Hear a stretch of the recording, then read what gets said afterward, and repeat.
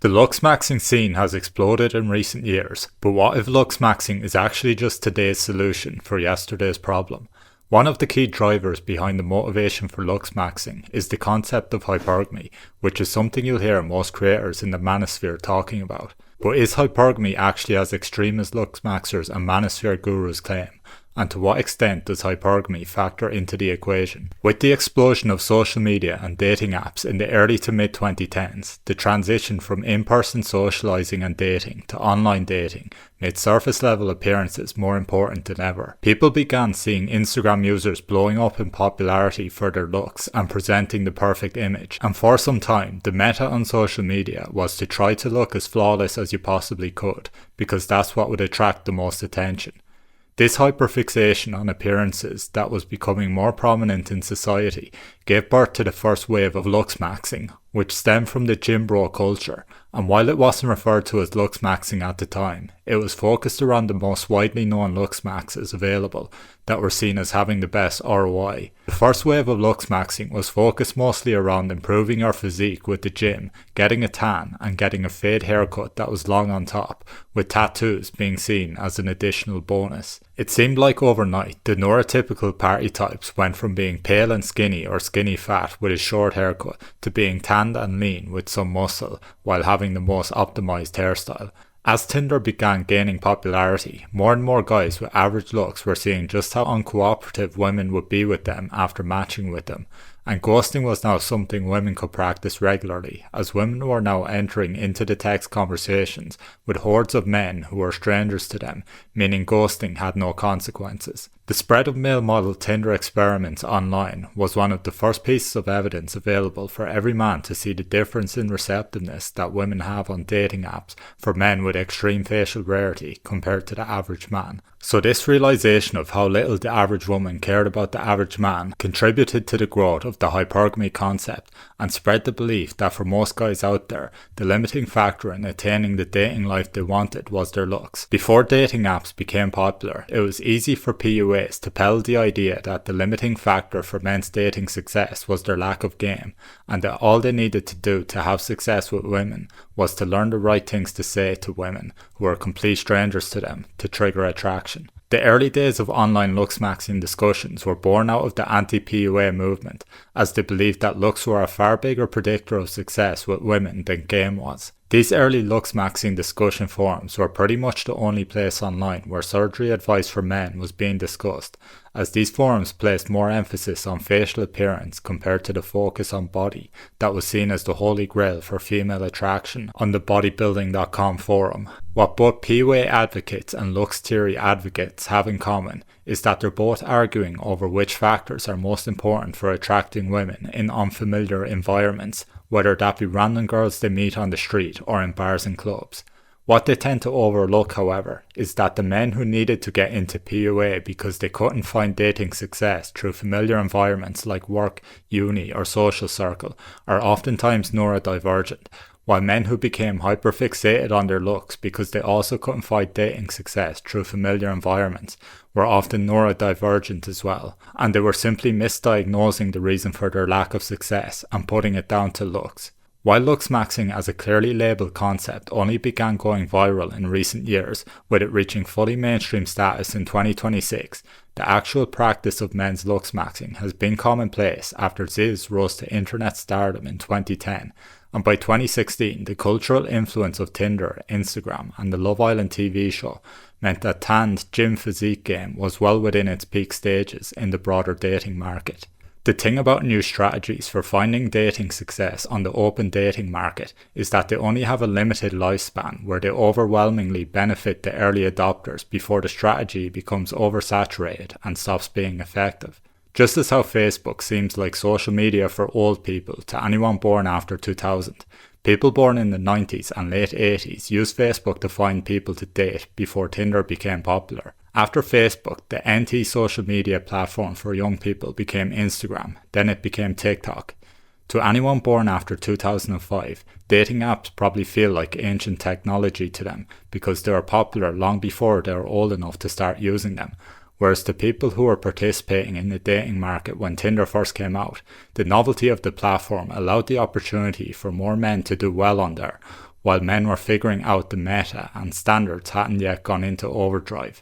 As tactics for maximizing dating app profiles became refined to the point where they can't be improved upon, and the novelty period of a new dating method starts to wear off, fatigue sets in, and the brief advantage that it may have given some people in dating turns into an overall net negative for the dating market, because the apps become flooded with women who don't use the apps for their intended purpose of meeting people. However, in-person dating avenues also suffer because the circumstance no longer exists whereby meeting a stranger to date has to be done through in-person environments, which were most commonly bars and clubs.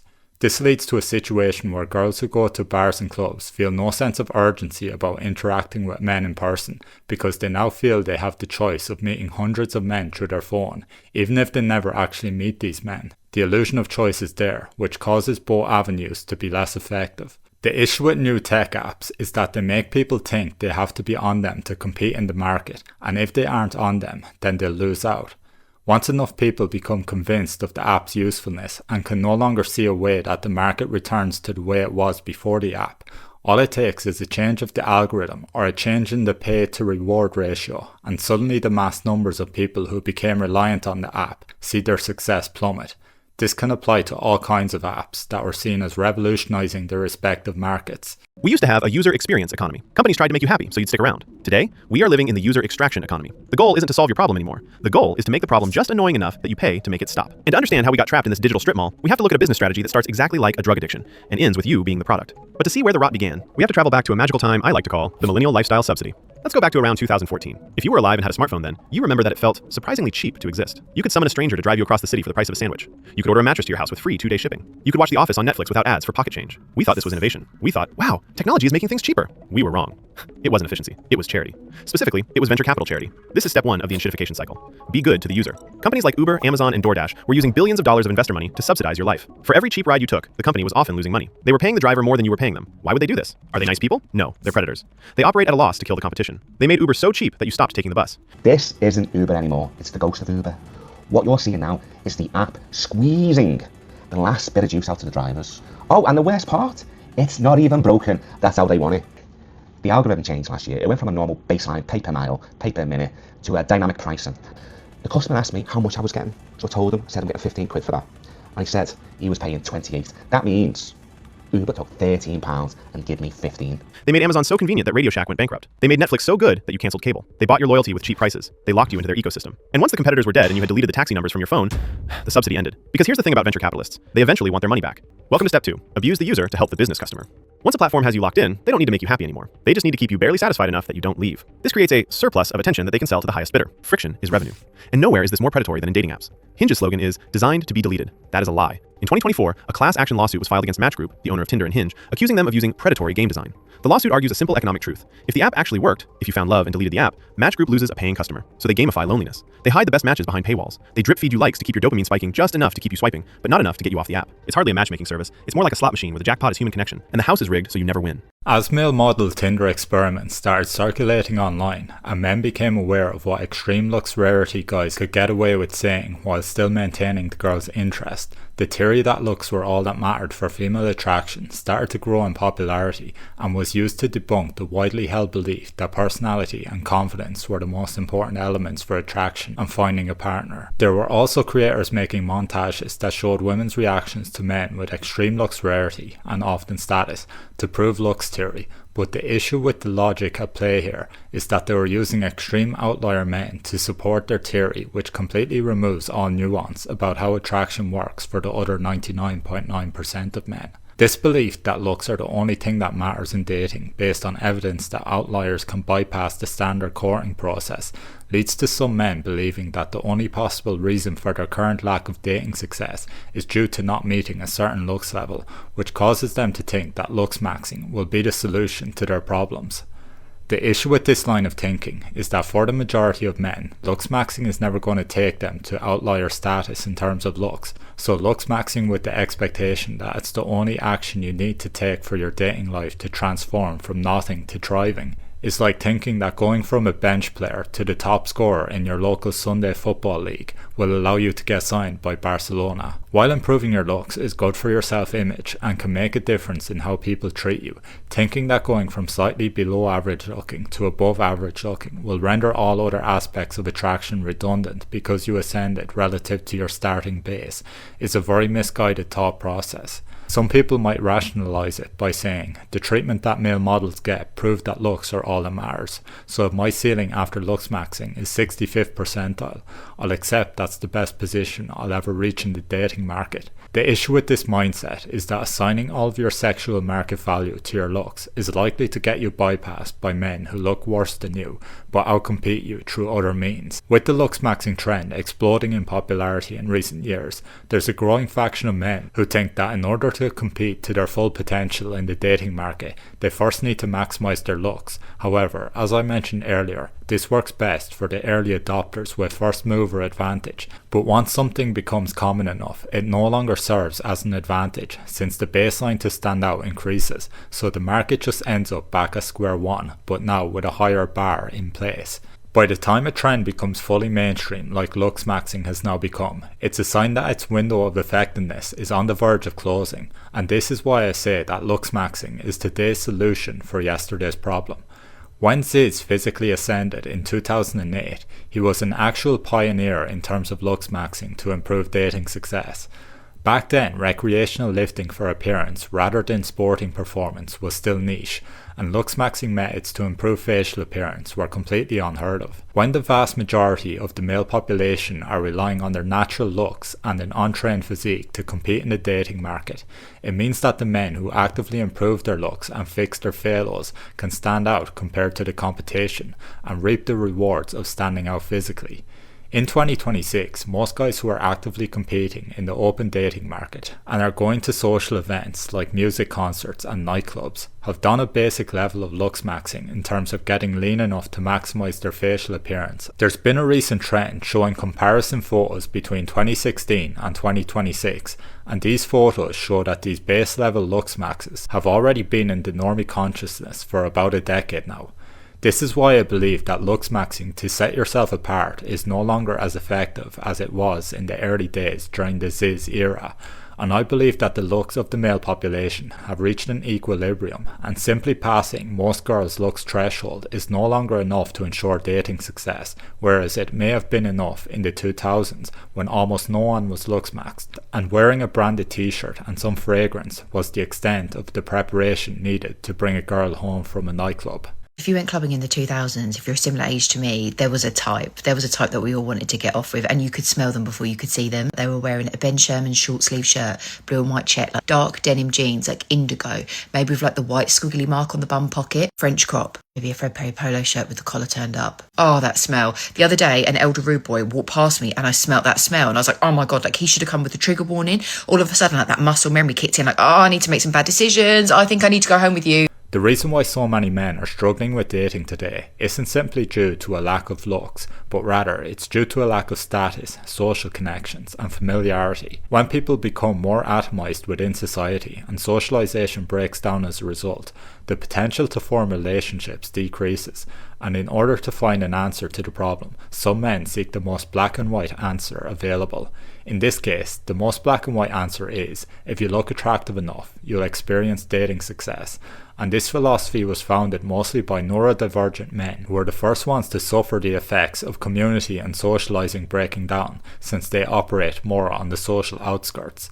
The reason it took a decade for looks theory to go mainstream is because it took an extra decade of atomization increasing for the average normie to start feeling the impacts this has on their dating life. However, among populations that have still maintained a focus on socializing on a family and community basis, they don't suffer from this same isolation, and they have no problem with partnering up despite being physically subpar on a global scale, meaning they don't need to improve their appearance to have dating success within their community. Hispanics are almost completely immune to the black pill. Mexican people are all 5'4" and they have wives and kids. They're not impacted by this stuff because they don't have to play in this matrix game that you're playing in, because a lot of them have healthy communities. You see them out in the park, they got their quinceañeras, they all date each other. It works out.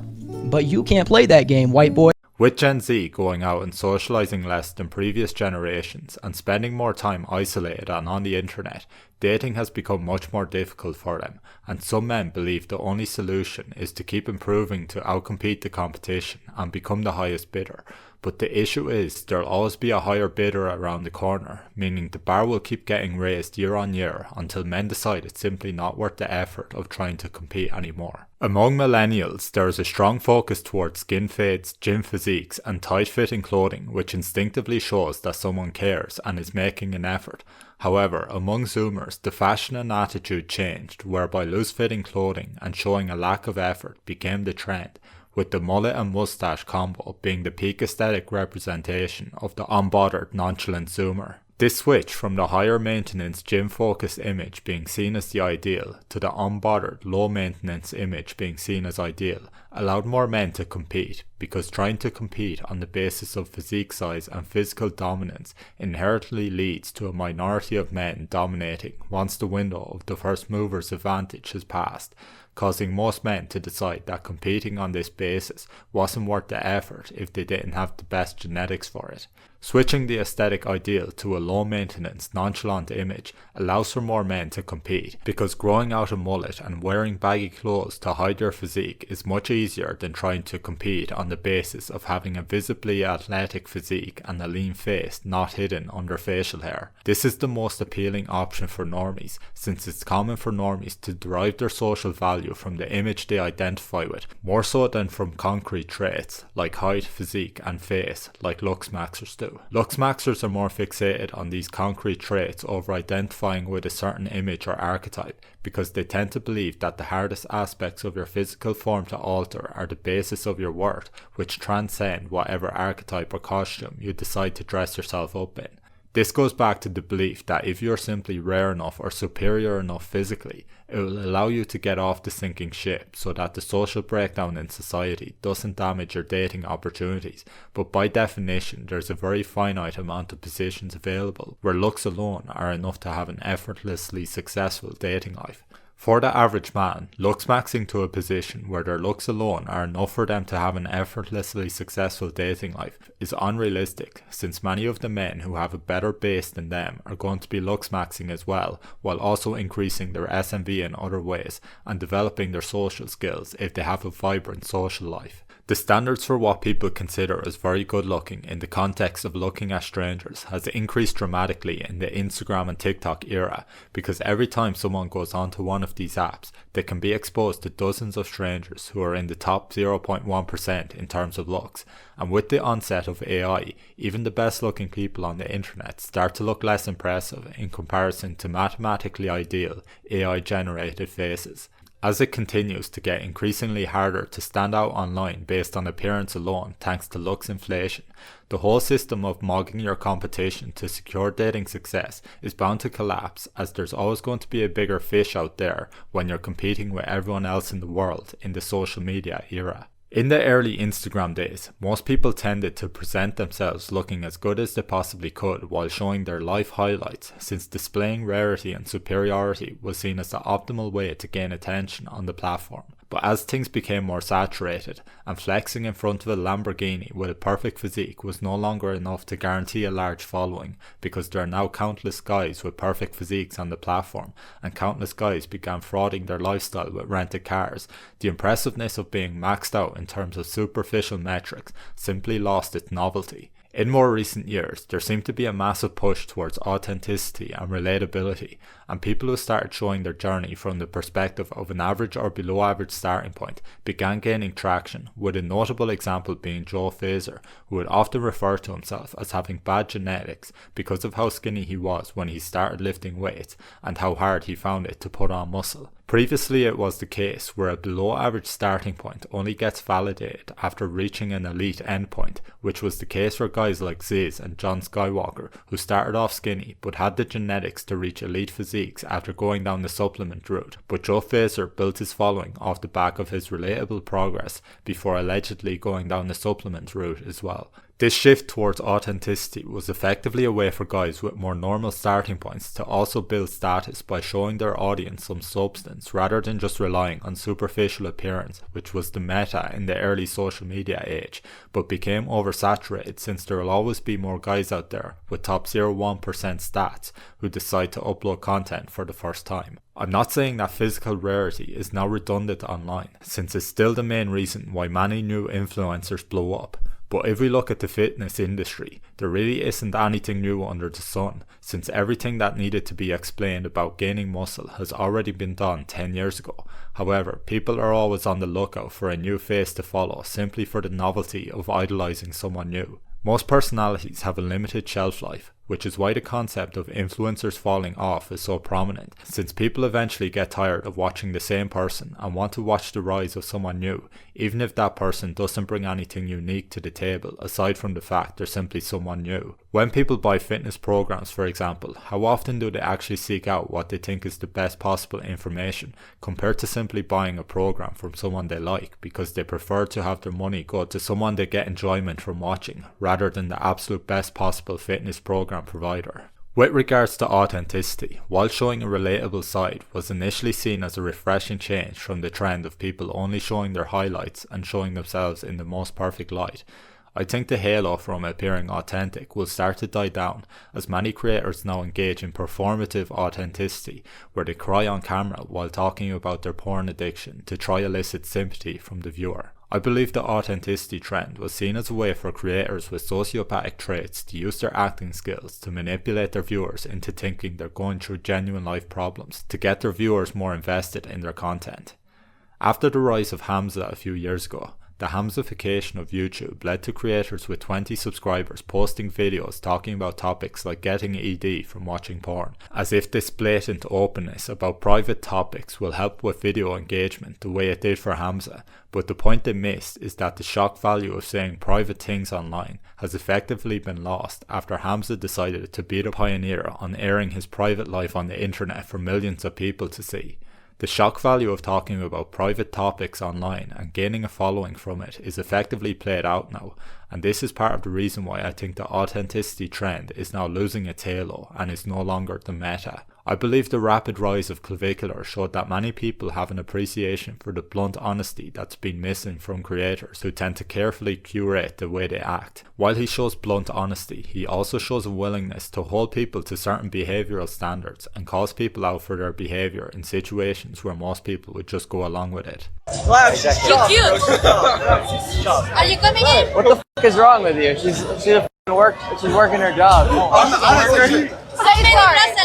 Say sorry. I'm not saying sorry. Yeah, make him say sorry first. Yeah. I didn't know she was a worker. Who gives a f? You're just a Wait, no, I didn't take it. Can I take make sure you go?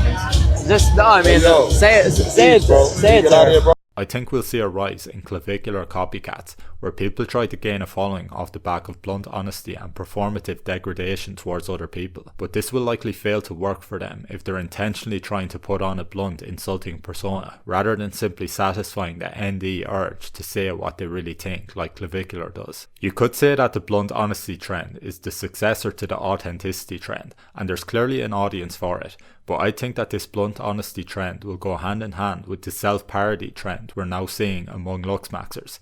The content that Looksmaxxers post where they put on serious faces as if they're models, while being self-aware enough so that the posing and expressions are perceived in an ironic way, is what I mean by self-parody. While actual models pose in a way that has a serious undertone, Looksmaxxers have taken this to parody level where they're effectively playing as the characters from Zoolander, with James Sapphire being the trendsetter in terms of sucking in his cheeks and making exaggerated facial expressions as parody. I think this self-parody is needed as a counterbalance to blunt honesty, because once people show that they're comfortable pointing out other people's flaws, they have to drop their own ego and show enough self-awareness that they can admit their own flaws as well. Since people now get ripped to shreds in the comments for holding an overestimated opinion of themselves, this desire for everyone to point out where everyone else stands in terms of looks will lead to people self-admitting their own shortcomings to remove the power of other people doing it. On social media, there's a lot of discussion around whether someone passes the vibe check or not, and this feels like a way of adjudicating how well someone's behaviour balances being humble and down to earth without taking themselves too seriously.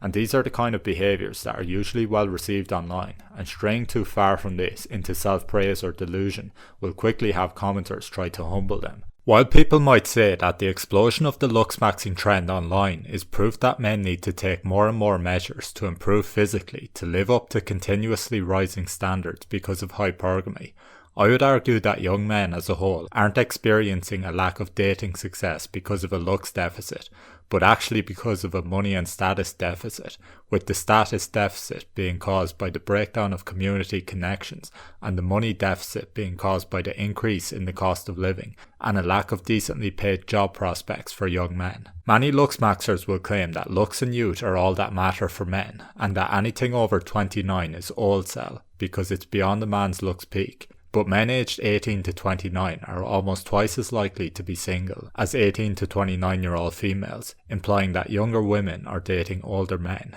If looks and youth were all that mattered in dating, and men in the general population descend physically after 29, why would young women be overlooking younger men in favour of older men if money, status and other factors beyond looks didn't play a significant role? If Looksmaxxing was as effective for improving dating success as it's claimed to be, what motivation would people have to post their Looksmaxxing transformations online and show their less attractive starting point in a bid to gain status if simply looking good was all that mattered for dating success? If looks were really the disproportionately dominant driver for dating success, and the dating benefits of status and money were negligible, then anyone who successfully Looksmaxxed into the top 5% in terms of looks would have no reason to try gain TikTok status if the benefit of status over looks was negligible. But it's clearly the case that looks are just the first step, and status is the main driver for being able to compete in the big leagues. I think people are beginning to feel like they're missing out by not having an online following in 2026 because they see how much female attention men can get simply for having a following. Many people just see the Looksmaxxing trend as a vehicle to gain a following from and make money from, and in many cases the money and status gained from becoming a popular influencer off the back of Looksmaxxing content will do more for the person's dating life than solely Looksmaxxing while remaining statusless would have done. The reason why so many young men are drawn to the Looksmaxxing trend and posting Looksmaxxing content is because it's a niche that has a low barrier to entry to take part in, which requires no talent as it's effectively just comparing pictures of your younger self to your current self. Sometimes the physical changes will be the result of actions the person has taken, but sometimes it'll just be a result of going through puberty. 10 years ago, the trend for young men with no life direction who hadn't discovered any talent who wanted to try make a name for themselves online was to post gym content. Now the trend is to post Looksmaxxing content. The motivation for posting content remains the same, and that's because these young men don't feel like they're getting the most out of life unless they're status maxed, so they feel restless and discontented with a life where they have no status. Once enough young men who have a lack of dating success Looksmaxx to their full potential and discover that it didn't give them the dating life they had hoped for, there's going to be a growing recognition of the idea that you need more to set yourself apart in the current dating market than just looks, and people will realise that the thing needed to set yourself apart is status. The reason why status is so effective in generating attraction from women is because it creates a power imbalance where the woman is aware of who the man is, while the woman is still a stranger to the man with status. This simple point of her knowing who the man is before ever seeing him in person allows her to feel a sense of familiarity with him as if she already feels close to knowing him personally from watching his content, and building familiarity is one of the biggest factors in building attraction. The reason why building familiarity is so potent for female attraction is because for the tens of thousands of years that we lived in tribes where everyone in the tribe was familiar with each other, mating only occurred after a long process of seeing the person regularly and knowing that they had trust and a degree of status and importance within the tribe.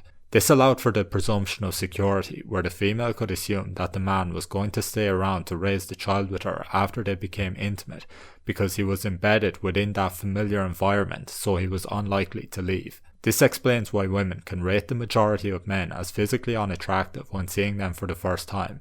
Yet if one of those men who they would rate as physically unattractive became embedded into their life to the point where they interact with them several times per week, they can develop genuine attraction to them, since the familiarity that they develop with them tells the woman's subconscious that they're less likely to leave after intimacy than some guy who they instantly find attractive who they happen to sleep with on the first night of meeting them. Looksmaxxing is effectively an attempt to bypass the familiarity requirement and become a man who's attractive enough that girls are willing to sleep with instantly after meeting in a nightclub or from a dating app. But this is a strategy that I think has a terrible ROI for most men, compared to finding an avenue where you have regular interactions with the same girls over time, which allows familiarity to build. If you look at most couples where the girl is decent looking and the man is average or below average looking, they most likely got together after being in the same environment for a while, and the girl developed attraction to him over time through familiarity. I said that Looksmaxxing is an attempt to bypass the familiarity requirement, but I think that trying to bypass it isn't an effective strategy, and I believe that StatusMaxxing is far more effective, because StatusMaxxing allows you to generate familiarity with multitudes of girls that can scale up as much as your status scales up, which has close to no cap in theory, while everyone's looks ceiling has a hard cap. This isn't to say that I think Looksmaxxing is pointless, because I think everyone should aim to maximize their physical appearance to feel as content with their image as possible, but I believe that claiming it's the holy grail for achieving dating success is misdiagnosing what factors are actually causing young men's dating struggles. If there's a concert with 10,000 male attendees and 5 male DJs that perform on stage throughout the day, do you think that the 5 biggest moggers attending the concert have more female pull, or do the 5 DJs performing have more female pull, assuming the DJs are in the average looks range? Some people will argue that the 5 biggest moggers in attendance will have more female pull, but even if the 5 biggest moggers could be objectively decided upon, some girls won't happen to see any of them during the day, but every girl who stays for the full concert will see the 5 DJs that perform. The difference between the 5 biggest moggers at the concert and the 5 DJs performing is that the 5 biggest moggers are just seen as interchangeable, because there'll be different guys at every concert to fill those positions. If it was possible to rank every male at the concert in terms of appearance, then the 5 biggest moggers out of 10,000 equates to 0.05%. But since every concert with thousands of people will have a selection of guys who fall within that percentile by definition, they aren't actually unique, but an inevitable result of statistical comparison. The difference this has in comparison to the DJs is that the lineup of DJs could be the determining factor on whether the tickets for the event sell out or only 80% of the tickets get sold. This means that there will be a certain amount of females in the crowd that only attend because one DJ in particular is playing and wouldn't have attended if he wasn't. The difference in status between being one of the biggest moggers in attendance in the crowd and being one of the DJs performing is that the moggers will receive a finite amount of attention from the limited amount of women who see them throughout the day and the even smaller amount of women who interact with them, whereas the DJs are literally the reason why thousands of girls bought a ticket and travelled to a concert, which is an entirely different level of spotlight and attention. Another thing that needs to be considered is that the 5 DJs performing are part of an exclusive and limited club, as there are only 5 of them performing at the concert, whereas the biggest moggers who are part of the crowd are still categorised within the other 10,000 attendees as paying customers, so they have no status in the eyes of every stranger in attendance. Being one of the 5 biggest moggers isn't exclusive, because it doesn't automatically disqualify every guy below them in looks, because there are big girls who could reject their approach but accept the approach of a guy with less looks rarity. A girl could reject one of the 5 biggest moggers but accept the approach of a 90th percentile looks level guy, because her standards may be focused on choosing a guy who has her preferred vibe after he passes the looks threshold. Just because the guy she rejected cleared the bar for looks by a greater margin doesn't mean she automatically picks him if he can't clear the bar for vibe and behaviour. whereas the guy she picked may have cleared the bar for looks by a lesser margin, but was also able to clear the bar for vibe and behaviour. When it comes to the DJs, they're automatically the centre of the attention structure, so they'll be pursued by women who have already decided that they passed their looks threshold, and they don't need to clear a bar for behaviour or vibe, because the women pursuing them will already feel familiar to them by knowing who they are for some time already and seeing their content online. Women are also likely to assume that men with status who they already feel familiarity with from seeing them online would be safe to hook up with, because being in the spotlight means that behaving in a negative manner towards girls would quickly destroy their reputation. In other words, if a guy with status hasn't developed a bad reputation yet, it's probably because he's safe to be with, whereas when a girl meets a statusless guy who she knows nothing about, the risk of violence or abuse if she ends up alone with him isn't always easy to determine, and she just has to make a judgment based on intuition, although it's possible for some people to present themselves different in public to how they'll act in private. This is why having familiarity with a girl is such a key component to making romantic progress with them, because it bypasses the potential danger element that can hold them back from getting with a statusless stranger. Wouldn't this mean that just being in the same social circle with a girl would have more power in terms of familiarity than being a StatusMax guy she follows online? Yes, this is true, but the repeated exposure to a girl through social circle doesn't automatically mean you'll end up together, as there'll likely be other guys in her social circle who she'll have the option to date, and it requires a massive amount of good fortune to actually end up in a social circle with an attractive girl if you're no longer in school or university, with it being difficult enough through those avenues as well. Finding a girl to date through social circle is by far the most effective way to date your looks match, because the power of familiarity allows the girls to focus less on superficial metrics, since you may only be competing with a handful of other guys through that avenue. The issue with this avenue is just how hard it is to actively develop a social circle with attractive girls if it didn't happen for you organically while growing up simply by living your life. While dating through social circle is the avenue that requires the least amount of rarity in superficial metrics to date an attractive girl, hence why so many average or subpar guys can date cute girls through this avenue, it's also that avenue that has the least clarity as it pertains to how to gain access to it, because people simply don't want extra dating competition coming into their social circles, hence why already established social circles remain extremely tight-knit in adulthood. It's much easier for online gurus to sell guides on how to increase your superficial metrics like your looks or money than it is for them to explain how you can gain access to a normie social circle that has cute single girls who may develop genuine attraction to you through proximity and familiarity. Red pill and black pill gurus tell you how to develop up your superficial metrics so that you can get casual sex with girls below your looks level if relying on your looks to get hookups, or attract gold diggers if you're relying on money to attract girls, but are you actually winning in either of these scenarios? The blue pill idea of just being yourself isn't necessarily wrong, it's just incorrectly applied, because just being yourself will be unlikely to get any results for the average guy in a nightclub or dating app context if they don't level up their superficial metrics. However, just being yourself around girls you're repeatedly exposed to can allow you to find a girl to date as an average guy.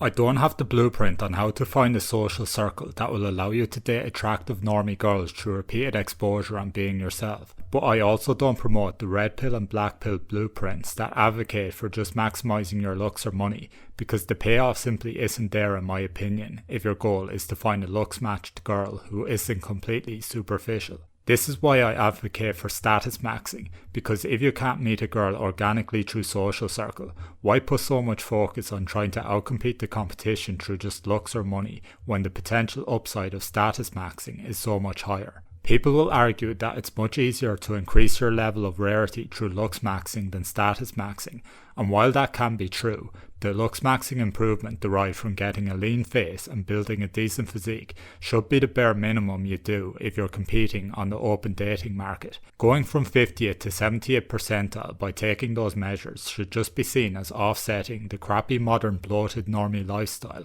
as opposed to being seen as vindication that you don't need to StatusMax. If you aren't hard maxing with surgery, then your Looksmaxxing protocol is accessible to anyone since it's not a financial burden, so you aren't doing anything that the masses can't do as well. If you are actually planning to get surgery, then that can get in the way of dedicating yourself to StatusMaxxing, since it can take years of working and cutting your spending to save up the surgery fund you need. That's before you factor in potential pre-surgery orthodontics, the recovery times after, and all of the time taken up by appointments and travel. If your Looksmaxxing journey doesn't consist of any surgical procedures, then it can most likely be afforded by a broke college student, in which case there should be nothing to prevent you from StatusMaxxing as well as Looksmaxxing. A typical counter-argument to StatusMaxxing is that the odds of attaining meaningful status are so low that there's no point in putting your hopes in ascending through status, and should just be happy with whatever SMV gain you can achieve through Looksmaxxing.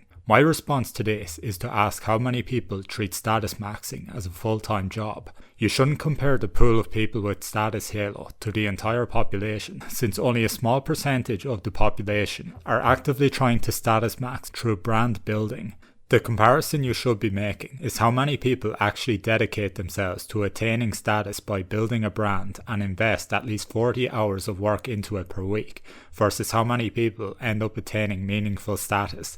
I can pretty much guarantee the ratio will be far more favourable than the ratio of guys who Looksmaxxed compared to guys who became chads through Looksmaxxing. Since high status guys outperform random good looking guys in terms of the volume of women they get without any effort requirement, it indicates that being high status is rarer than being good looking. This could cause you to say that if being high status is rarer, then becoming good looking is an easier target to aim for, but this ignores the limitations on how much someone can change their physical form. If you take an average looking man, the chance that you can hard max him into becoming a chad is close to non-existent, but the chance of an average looking man being able to attain high status is completely individual dependent, so while the probability may be low for some people, there will be others with no talent whose brand blows up on their first attempt at growing a brand. If you were to list average looking men still in their prime dating years who are high status, the list could go on for hours. If you were to list the amount of average looking men who became chads through Looksmaxxing, you'd struggle to find a few. If people say that dedicating 40 hours per week to brand building is a waste of time, because if you fall short of gaining meaningful status, the small status gain you get might not even move the needle in terms of dating success. My response is that many people are spending massive amounts of time, energy and money trying to increase their status to the small number of people who know them personally and strangers who don't care about them by trying to show off with the clothes they wear, the phone they own or the car they drive. So if you think about how many people are working extra long hours just to pay off a car they got on finance in a bid to boost their status to a few people who know them and whatever strangers see them in the car, that's in all likelihood a worse return on your StatusMax investment than putting your time into building a brand. When someone gets a car that they struggle to afford on finance, they're getting the status symbol up front.